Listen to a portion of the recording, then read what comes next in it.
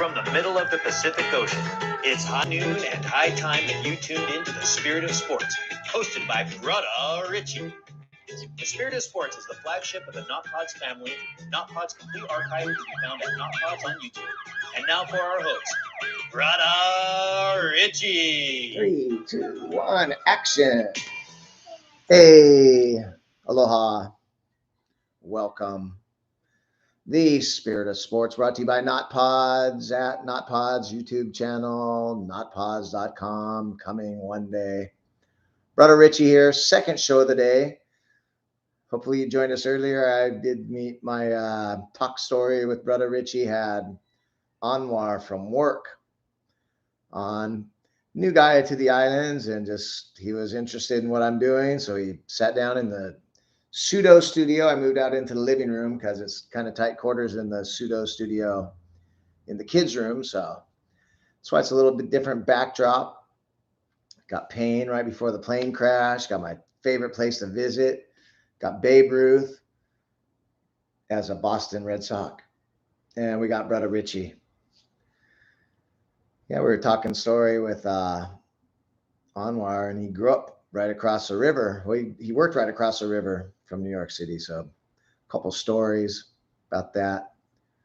I got mine too. I'm gonna wait for my stories. You're gonna get to know me better after football season, because the Spirit of Sports, we're talking life.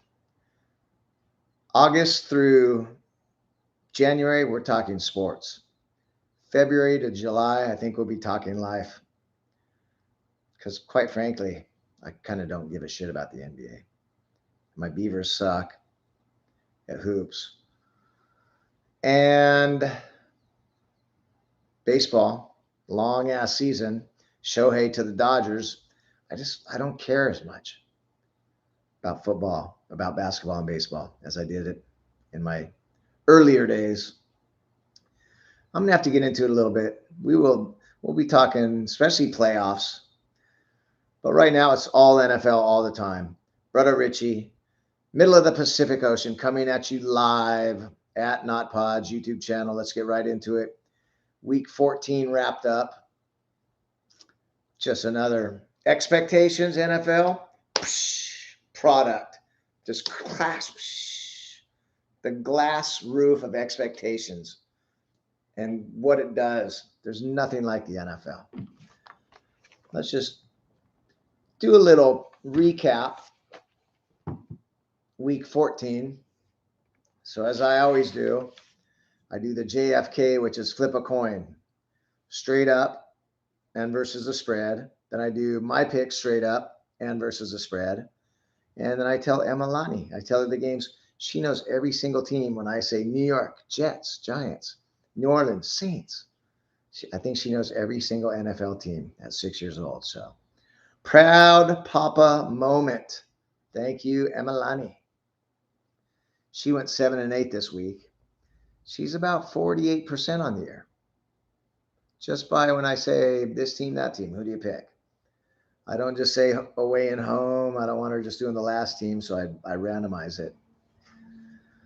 JFK straight up went 9-6. He's over 500. That's the flip a coin, because it's a $50 is JFK. Different deal versus a spread. 7-1. He's about 35% is JFK. Now myself straight up, I'm 68%. I'm batting 700 damn near. I've won my pick'em pool 3 times. Last 2 weeks, miracles.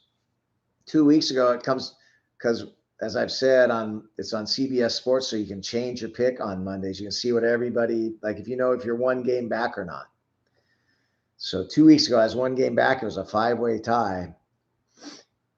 And I was in first, but and I knew it was Jacksonville, Cincy. And I knew everybody was going Jacksonville. So I said, screw it. I'll take Jake Brown in Cincy. Because there's been another 3 weeks where I lost a tiebreaker, which is overall points without going over. So 2 weeks ago, I just said Cincy. The other 4 took Jacksonville. Cincy wins. It's walk-off. It's like, I'm sick of losing on the tiebreak. Walk off. Just this last week, I was in second place. It was a 10-way, 5-way, 3-way tie for first and 7 people in second. I went Giants, Miami. I knew the top 3. I'm sure that they were going to go whoever the Giants beat. Big upset. And then the Giants win. And then even though Miami lost, everybody took them. So it was a 10-way tie, and I had 53 points. And somehow they scored like 21 points in the last 6 minutes. Back to back. So if you're going straight up pick'em pools, I've been pretty good this year. Me against the spread, 60%. 10-4-1 last week. Either way, we're making money. Follow Brother Richie. We'll call him Uncle Richie if you want to listen to the bets. Over under, I actually went 10-5, my best week of the year.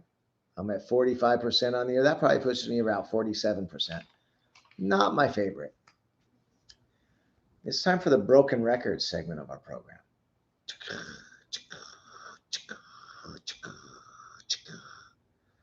Broken record segment.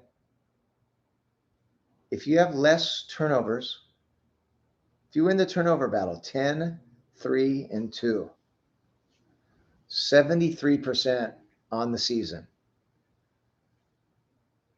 Don't turn the ball over. You win. Run the ball. 46, 48, 50%. Throw the ball 52%, run 48, you win. Throw the ball 62 to 65%, run the ball 35%, turn the ball over more, you lose. Run the ball. There's nothing wrong with it. Run the ball, don't turn the ball over, you win in the NFL. It's amazing. Penalties, not so much. The team with more penalties the team with less penalties went 4, 10, and 1 in week 14. 4, 10, and 1. So you can lose a penalty battle. You can have more penalties. Don't have more turnovers. It's crucial. Home field starting to take a little advantage. Home field was like 500 straight up through week 7. Now they're 55% only home team. Home field against the spread, they were well under 500. After through week 14, 48.2% of home teams versus the spread. So home field in the NFL is not as big of an advantage as you would think. And as usual, there was only 2 games that the spread actually changed the outcome. 1 to 2 to 3, I think 4 is the most times that the spread has changed the outcome from the straight up, and the spread is different winner. And it's almost always a road underdog. So my thing is now, don't look at the spreads.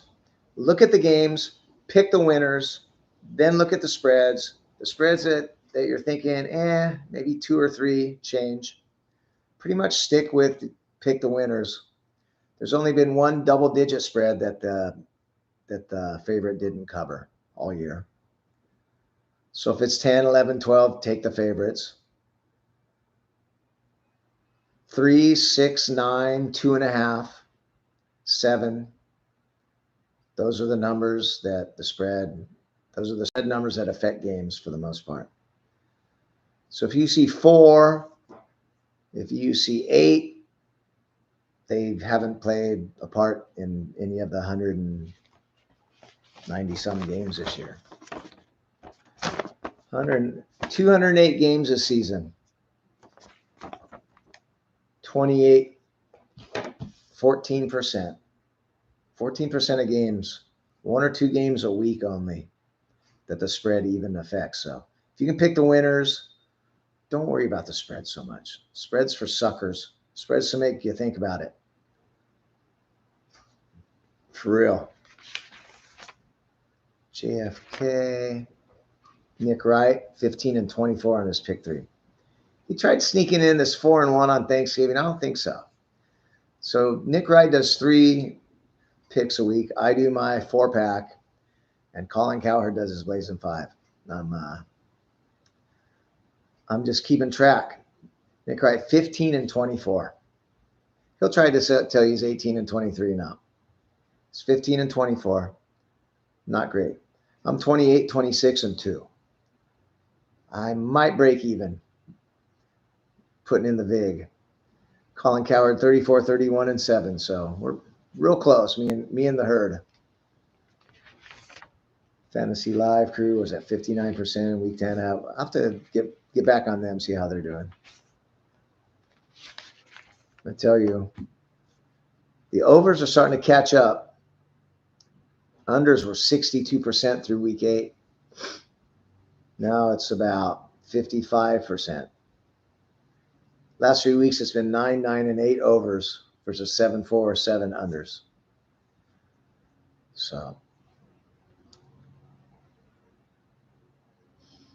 this one's crazy. Every year, probably the past 10 years, it's been 6 to 8 coaching changes in the NFL. Every year. 6 vacancies probably averaged. 6, 7, 8, 9, 10. Could it be 12 this year? Coaching vacancies / changes. Let's look at it. There's already 2 gone. Carolina and Vegas. Fired. You're fired. You didn't do the work. You weren't a good team leader. It was up to you. You're fired. That was a pretty good show. Who's next? I say Chargers gotta go. That's 3. Pats is going to be a change. It's pretty much it's leaked pretty much that Belichick will probably go elsewhere. They'll actually be able to trade something for him. Let's call that 4. Dennis Allen, defensive coach. Even if he wins that division, they don't look good. New Orleans. Let's call that 5. Todd Bowles, Bucks. I don't know. Let's call that 6. Washington, that's done. Let's call that 7. Arthur, maybe the next guy say, I love fantasy football, and I'm going to give the ball to my best guys, and you fantasy footballers, run up your score. Pick my guys. What a breath of fresh air. I remember Antonio Brown. I love when you come talk to me about your fantasy league. I want to make you money. Arthur Smith. Let's call that 8. When those reports came out about the terrorists and the teamwork that they did, and let's be like them. From McDermott, I was thinking possibly plus, not living up to their potential year after year. Can't get the running game, defensive coach. I had Buffalo very much on the hot seat, but McDermott probably will put a double question mark. Eberflus. I think he's doing enough to save his job. We'll double question mark that, though. That's a very real possibility, though. Jets, Saleh, guess you got to give him benefit of the doubt. We'll double question mark that. And Vrabel, Tennessee. Peter out in the playoffs. Bad season this year, but might have the quarterback, or does he jump ship? Does he jump ship and go to his alma mater? Take over for Belichick? Let's call that 8.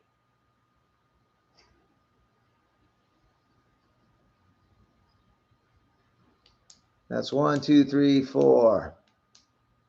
Where's 5? 1, 2, 3, 4, 5, 6, 7, 8, 9, 10, 11, 12. Oh, so Carolina and Vegas already done. Chargers got to be gone. Pats are making a change. That's 4. New Orleans got to be done. That's 5. Buccaneers most likely. That's 6. Washington, I would think so. 7. Atlanta, I would. That's 8. With 3 question marks. Bears, Buffalo, and Jets. I'm going to say 9. 9 coaching vacancies / new coach. It's crazy. And they'll still be at shotgun on 3rd down and inches going, blue 82. Hey, linemen, wear your knees out. Okay, are your muscles burning? Okay, there's 12 seconds left on the play clock. Let's just milk that thing. 86, oh, come in motion. No, go back. Wait. Oh, timeout. 9 new coaches and still can't figure this shit out. But we'll talk more about that next Tuesday as I broken record again and come at you with about 10 more pages of all the dumb shit that these freaking guys can't figure out. Ooh, is it getting to that point? What do I hear?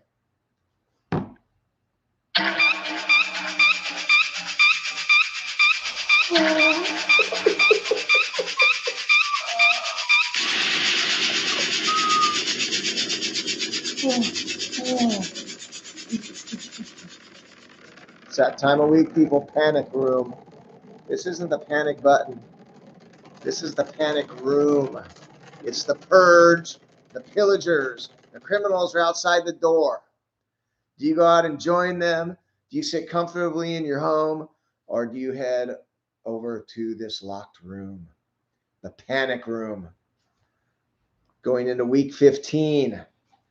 I got 1, 2, 3, 4, 5, 6, 7, 8, 9.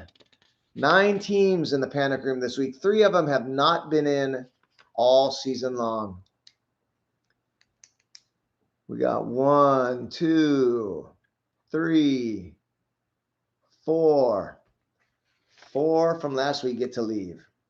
9 total. Let's get into it. Carolina, I'm just taking, you know what? New coach. They're talk about rebuilding. You can't even play for maybe they do belong in. I kicked them out. I said, you know what? You guys, even the Marauders don't want any part of you. Jacksonville is your 3rd time in. 2 straight losses. Gimpy quarterback. Defense questionable. Giving up points. It's your 3rd time in the panic room. And, 2 weeks ago, you beat Cincy. You have the number 1 overall seed at that point with their backup quarterback. Make that guy look like a stud. Don't give Cincy confidence. Kansas City, your 1st time probably in 3-4 years in the panic room. 2 straight losses, wide receiver issues, bickering, bitching about the officials. The poor officials, and they suck, and they do. But it's funny. They actually get a call right, and everybody's still on them. So they get so many calls wrong, and we bitch, and then they get one right, and can the officials win? No. And they shouldn't be able to. Get the eye in the sky. But, you got to manipulate the game. And maybe we can't blame this. Maybe when we're bitching about this, you don't even know. If I told you the truth, you would be flabbergasted. So, KC, Vegas, it's your 4th time in. 3 straight losses. Backup QB, hurt Josh Jacobs, hurt Adams. Yep. Vegas, and they're 3-point favorites, and will probably win tonight. By the way, did I mention this is Thursday, December 14th? Brother Richie from the middle of the Pacific Ocean. LA Chargers, it's your 5th time. I think 3 weeks in a backup QB, bad coach. Receivers hurt. Keenan Allen out now. Good luck. 5 times in and out. The only team that's been more stints in the panic room, Washington. We'll get to them later. Minnesota, you won last week, 3-0. 0 points throughout 58 minutes of the game. It's your 4th quarterback of the season. Nick Mullins. Dobbs, just such a great honeymoon.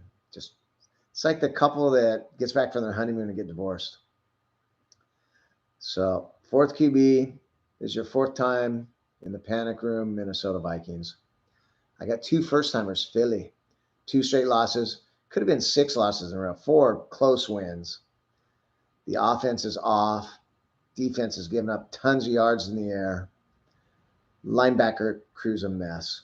Philly, welcome to the panic room. Pittsburgh, Trubisky, 2 straight losses. 13 points a game the last 4 games. Not that Pickett was that much better, but I mean, what's it say for Mason Rudolph that he can't get on the field? Pittsburgh, Philly, welcome to the panic room.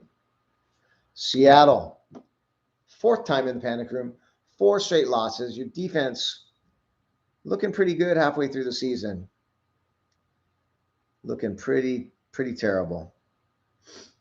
And finally, Panic Room welcomes your Washington Commodores, Comanches, Commanders. 4 straight losses, giving up 37 points a game. Your 6th trip, I think about probably 12 of the 15 weeks, the Comanches, Commodores have been. And that will wrap up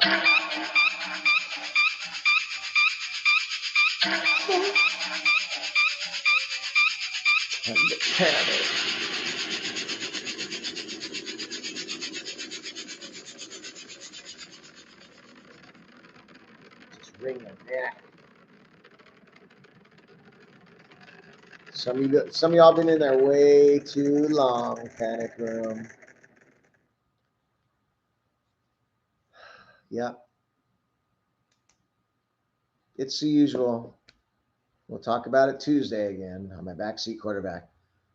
Don't turn the ball over. Run the football. Blocking sled scheme. Your quarterback sucks. Your line sucks. Get on the ball and say set hut. Sprinter stance. On the ball. Set hut. Save the energy. Don't burn the legs. There's no false starts when you go and set hut.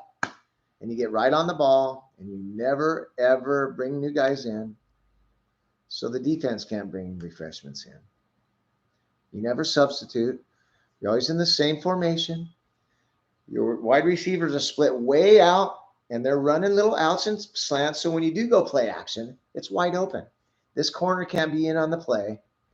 You're damn near touching the sidelines. And you have a slot. So they can only get 8 in the box at the most. And you are set hut. On the ball, set hut. Set hut 55 times in a row. The other teams only get the ball 4 or 5 times. You can have 7 possessions. You're going to score 4 of them. And you're going to punt 3 of them. Hang on to the ball. Run the ball. Broken record. Telling you. Broken record, ball. Run the ball. Get on the ball. Set hut. You're going to score points. It's going to be great. Week 15. Should we just go through the games? Oh, yeah. Week 15. Preview. I've been doing this a couple weeks. I used to take every game, put quarterback and check mark, which is better. Quarterback, running back, receivers, defense, head coach. But now I rank them 1 through 5. Quarterback 1 through 5, receiver, and then I add those numbers up. And usually the team that is favored that I like is usually ahead. That's my new way. Before you even look at the spreads, I also look at each game and I put my own spread and my own over-under, and then I look what Vegas did. So for you gamblers, just take the games, think what you think it should be, see what Vegas has versus what you have, make your picks before you look at the spreads, then look at the spreads, and then maybe change 1 or 2. Week 15, we're going to wrap this up. I take Vegas -3 at home against the Chargers with Easton Stick and no Keenan Allen. No Mike Williams. Austin Eckler, a shell of himself. But at least you got a good no. Vegas -3, that might be the lock. I don't even have them on my 4-pack. I should get that in with Guillermo. Too late.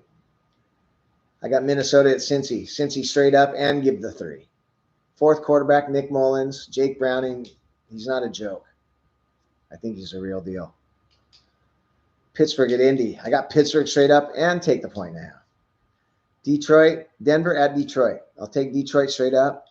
4 points, 4.5 it's up to. I had it at 4. I'll take Denver.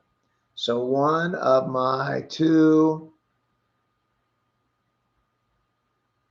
only 2 that I'm changing, it looks like. So I'll take Detroit, but I'll take Denver plus 4. Atlanta at Carolina. I'll take Atlanta straight up, give the 3. Cleveland. Chicago at Cleveland. I was this close to going Chicago. I think Chicago might win, but for my gambling purposes, I'm going Cleveland straight up, and I'll give the 3 points at home. Tennessee, Houston at Tennessee. I'll take Tennessee straight up. I like Houston 2.5. That's a number. That's a number that hits. 4 hasn't hit, but I just have a feeling about that one. And I think I have one more game that I'm going to change up from the straight up and the spread. KC. Where you at? That's why you got to do this in the right order, Richie. KC at New England. Take KC straight up. 8.5 points. I'm going to lay the 8.5. KC on the road. I think they're going to start getting sick of hearing about how crappy the receivers are and how they're down. And the quarterback's not even in the MVP race anymore. Big bounce back week for KC. This is one of my 4 packs. Giants at New Orleans, 6 points. I'll take the Giants straight up, and I'll definitely take the Giants. Give me my 6 points. Miami at home. No, Miami at home for the Jets. I like Miami straight up, but I'll take 9 points. So that's my 3. Every other game, I'm taking the same spread straight up. Detroit, Denver, I'll take Denver with the points. Tennessee, Houston, I'll take Houston with the points. Miami, but I'll take Jets plus 9. Other than that, all the rest. Green Bay, straight up. Tampa Bay, straight up and give the 3.5. San Fran at Arizona, straight up and give the 12.5. Some people might be worried about that. Last time, I don't do that. Rams, one of my 4-pack. At home for Washington, take the Rams straight up and give the 6.5. Buffalo, I actually had Dallas almost in my 4-pack, but I'm going to go Buffalo. Everything on the line. This is a playoff game for Buffalo and give the 2 points. Baltimore at Jacksonville, 4-packer. Baltimore, give the 3 points at Jacksonville. And finally, Philly on the road, bounce back game. Another team that's probably getting a little sick of hearing how not great they are. Seattle's been playing better, but they're on a 4-game losing streak. It's a tough place to play, but I'll take Philly. Give the 3.5. I had them. And that'll wrap it up. My 4-pack. Not quite wrapped up. This is my 4-pack. Cincy at home, give the 3 versus Minnesota. New York Giants at New Orleans, plus 6. LA Rams at home, minus 6.5, lay it. And then Baltimore at Jacksonville, minus 3. My 4-pack that I'm only 2 games over 500, so take it with a grain of salt. I got Cincinnati minus 3, the Giants plus 6, the Rams minus 6.5, Baltimore minus 3, almost through in Dallas. Houston, if Stroud plays, plus 3 at Tennessee, depending on CJ Stroud. And I'm just hitting the 30-minute mark, and I'm going to call it a day. Double show today. Check it out earlier. Anwar with Talk Story with Brother Richie. This is Brother Richie, the Spirit of Sports, at NotPod's YouTube channel, signing off. Love yourself. Be good. Aloha and ahuiho.